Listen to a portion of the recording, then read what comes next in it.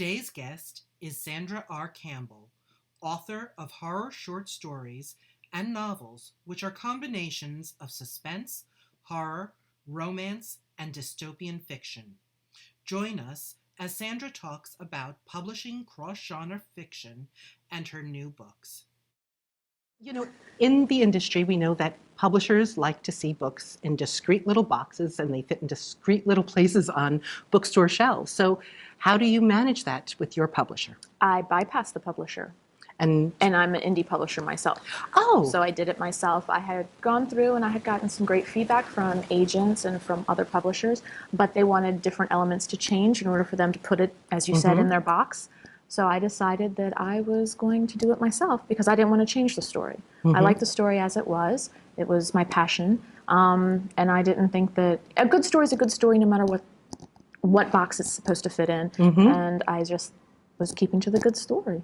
Well, I find that independent publishers are really pushing the boundaries and are giving us more and more of what I think readers are looking for. I think so many of us are really spoiled by what we see on TV. As a matter of fact, I was talking with a friend of mine just yesterday and saying, you know, the old soap opera, Dark Shadows, who would have, everybody loved it, but who would have thought of putting a vampire time-traveling soap opera in the middle of TV in the 70s. And the publishers still aren't doing that today, even with books. No. But they are starting to loosen the reins a little bit. They are starting to kind of adapt more to what the public wants rather than trying to force the public to what they want to produce. So, you know, I think one day there'll be a really good niche for me in like the traditional market, but for now, I've got a loyal fan base and they like it, so I'm just going to keep doing what they want. Well, you're a trailblazer.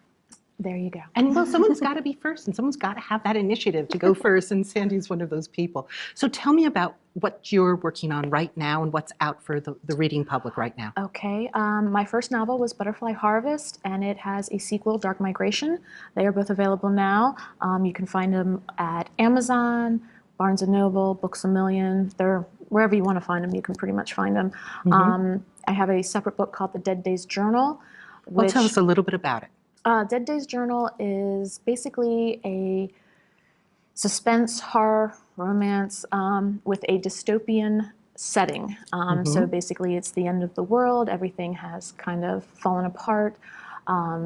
Leo Merrick and her father Vincent are doomsday preppers who have survived, and they have taken this small group into the Appalachian Mountains, and it's father and daughter as a team until a new twist in the apocalypse arrives, and she has to leave with this person and do basically the one thing in the world that she doesn't want to do, and she's forced to. Well, that's great. I read your first two books, but this one is going to be something I'm looking forward to seeing. Now, you have a very interesting sense of romance on your own, a very more traditional sense of romance, and I heard you had the most incredible wedding, so tell me about it. Okay, 4 years ago, my husband and I, we met and we fell in love with the water. That was the one thing that really pulled us together, our love for the water. So now we live on the water, we have boats, and that's our passion. Besides writing is being out on the water. So when we decided to get married, we wanted to do something equally adventurous, and we got married on the Baltimore Harbor Lighthouse. We are the only people to ever be married at the lighthouse, and we had to go by boat. Everybody had to climb up the ladder from the boat, go in.